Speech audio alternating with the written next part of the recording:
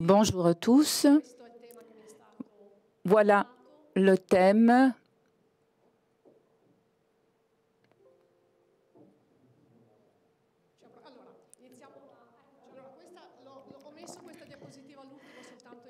Je l'ai mis pour en dernier pour rendre hommage aux Français. On a tous, oui, on partage l'espérance de voir Notre-Dame. Voilà comment on s'en souvient.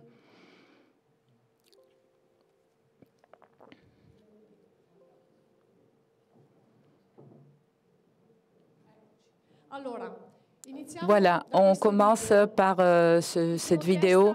Voilà, je me suis demandé si gouverner un hôpital est un jeu. C'est un jeu où on joue de nombreuses personnes dans le monde. Ce jeu, les personnes font semblant, donc ils prennent le rôle de directeur sanitaire. Voilà, dans cet hôpital, le directeur sanitaire peut faire un certain nombre de choses qui, en réalité, il a des difficultés à faire. Parce que, avant tout, par exemple, acheter les équipements, il peut embaucher aussi un certain nombre de personnel et les caractéristiques importantes, ce personnel ne tombe jamais malade, il doit toujours être disponible, il ne doit jamais tomber malade et que les patients dans ce type d'hôpital, ils ne meurent jamais. En réalité, gouverner un hôpital, c'est un défi. C'est un défi très engageant. Voilà, je ne réussis pas à voir le... C'est un défi très engageant. On a bien évidemment à faire avec tous ces changements, oui, d'époque dont on a parlé hier et aussi ce matin avec elle. Voilà. Bon, donc, je ne vais pas m'arrêter là-dessus, sur ces changements, mais bien sûr, il faut les prendre en considération. Et c'est quelque chose en plus que des changements. Il y a des pressions qui agissent de façon très significative, ce qu'on a vu, pas seulement du point de vue de l'allocation des ressources, mais de l'organisation aussi oui, la réorganisation aussi des services de santé régionaux. Et donc, ça détermine pour les nécessités pour ces entreprises hospitalières de se redéfinir. Le thème de la soutenabilité, on en a déjà parlé. Donc, je vais essayer d'identifier la figure. Voilà. La question est, c'est l'hôpital, voilà, c'est l'hôpital qui naît d'abord ou le directeur sanitaire? Vous voyez la figure du professeur, justement, qui était le directeur de la santé publique en 1938. Il avait écrit les règles générales pour l'ordonnement, l'organisation des services de santé.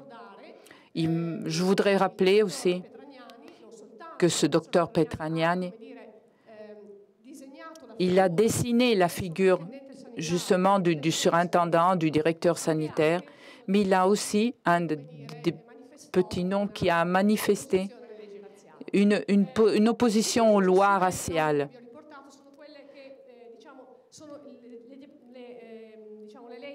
Ce que j'ai fait marquer là, c'est les lois plus importantes, comme vous voyez.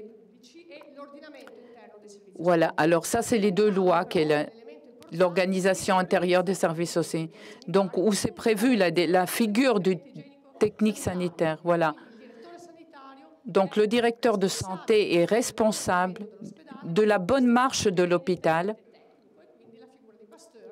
La figure de Pasteur, on l'a mis comme hygiéniste par excellence. On continue, on a cité, oui, les 40 ans de l'institution du service de santé national, donc les 40 ans qu'on a fêtés.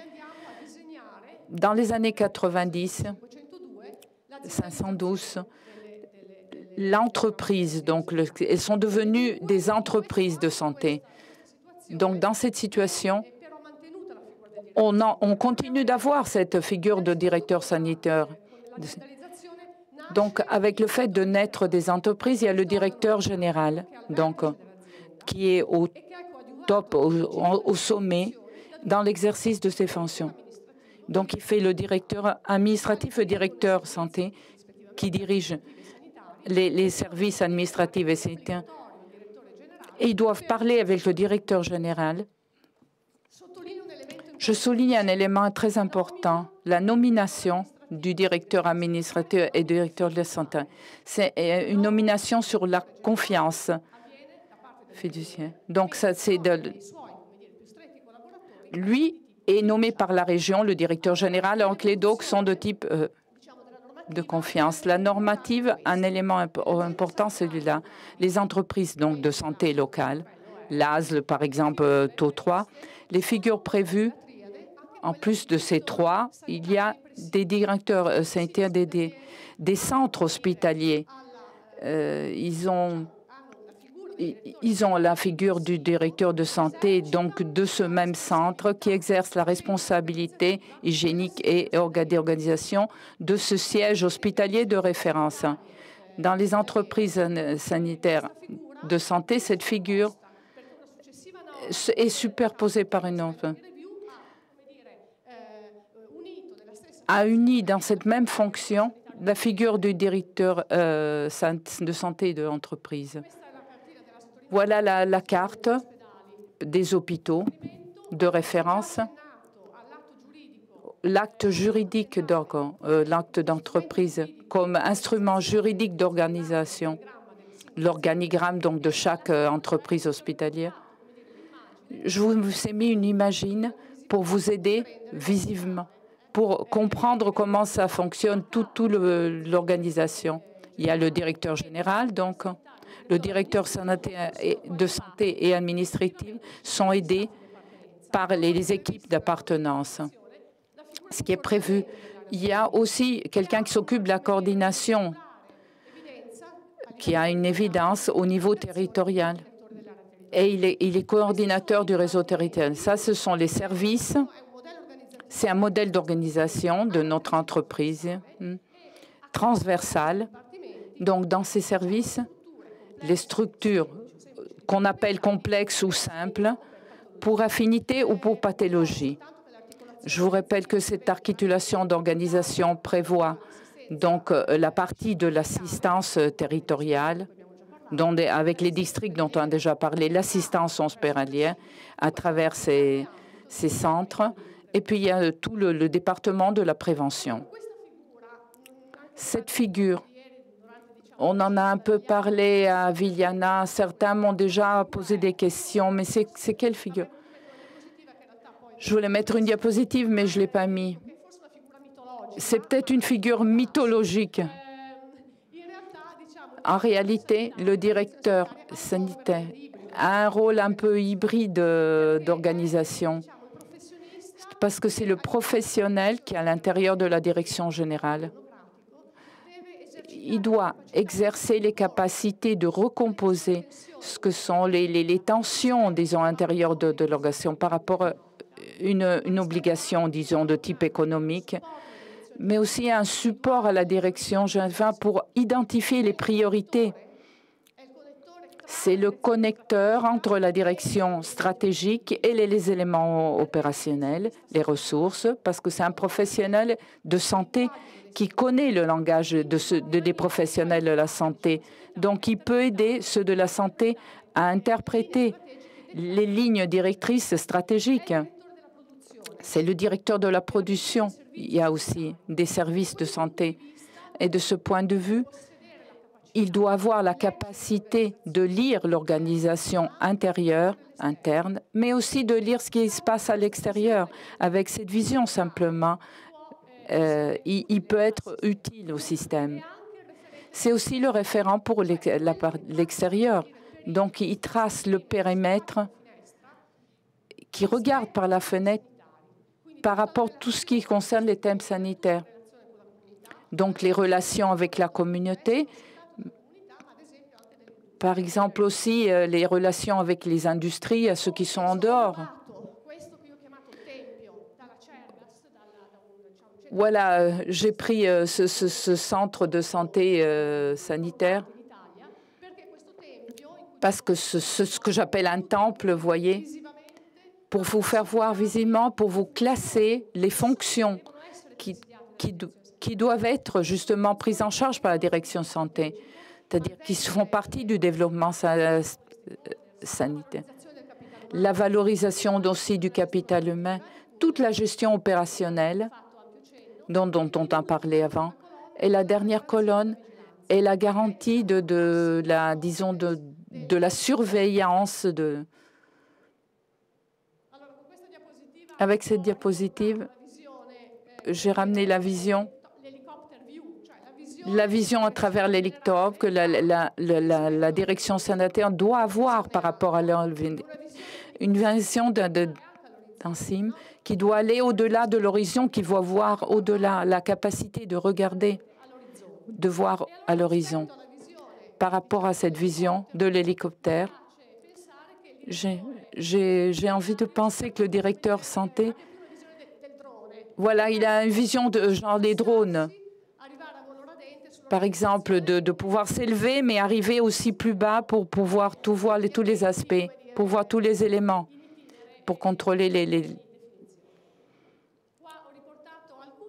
J'ai ramené aussi certains éléments pour partager avec vous concrètement.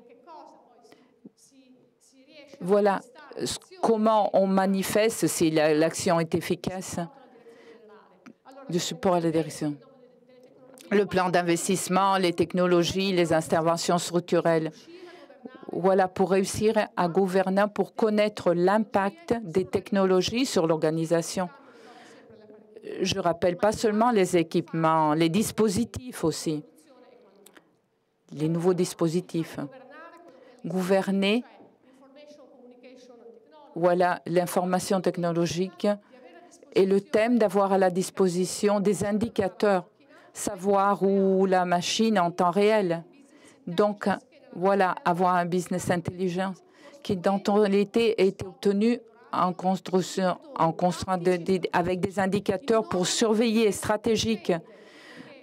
En ordre de croissance, la direction générale doit posséder de directeurs stratégiques, doit avoir des indicateurs stratégiques opérationnels pour arriver aux structures complexes et les simples qui doivent avoir des indicateurs de type tactique pour modifier les machines.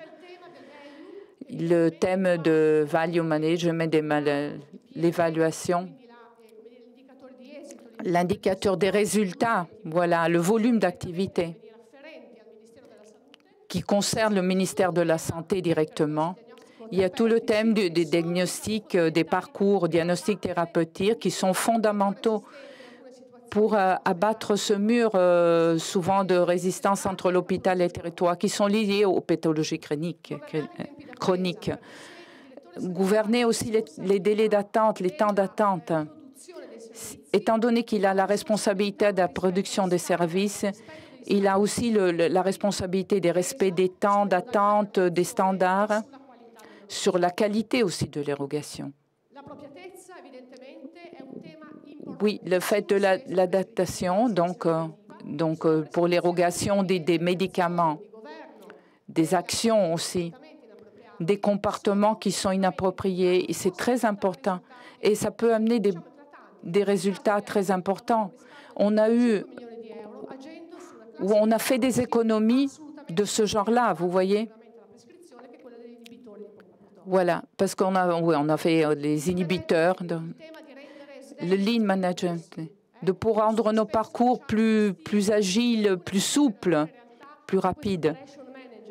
Donc, ce manager opérationnel qui travaille avec donc réorganiser ce que sont les points névralgiques de l'entreprise, surtout les salles d'intervention, mais aussi les hospitalisations, de miser donc sur, disons que les temps d'hospitalisation qui devaient être par rapport aux soins donnés.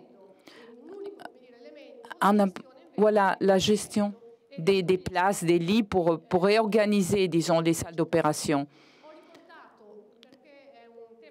J'ai reporté parce qu'il y a un thème très important pour nos directions. Donc, ce centre de plusieurs de polyservices multiples pour l'accueil des patients oncologiques. Donc, le patient oncologique trouve un accueil au-dessus du point de vue administratif et puis il est suivi par toutes les bandes. Le thème des ressources humaines, qui est un thème actuel et difficile, compliqué. Donc, ce n'est pas seulement au nombre des ressources, mais aussi au type des professionnels, au type de professionnels. En Italie, on a un problème par rapport aux pays. On a un certain nombre de médecins et peu d'infirmiers par rapport aux problématiques dont parlait Madame Feiten. Ça veut dire avoir la capacité de changer les comportements professionnels, de choisir de nouveaux modèles d'organisation. Mais il y a le problème qu'on a calculé que dans les 10 prochaines années, 20% de nos professionnels sortiront du système pour la question d'âge, parce qu'ils iront vers la retraite. Mais il y a une population qui devient de plus en plus âgée, qui vieillit. Donc la recolocation, je donnais cette donnée par exemple, on a 30% presque d'opérateurs, de professionnels, des infirmiers, des techniciens, qui ont des problèmes. Donc, la capacité de les réorganiser, je veux dire que il faut aussi se changer le fait qu'il y a beaucoup plus d'hommes que de femmes dans ce. Donc, une direction générale illuminée, parce que le développement des compétences est un élément qui met en valeur le capital humain. Et ça signifie aussi transférer les savoirs, avoir la capacité de transférer les connaissances à ceux qui viendront après.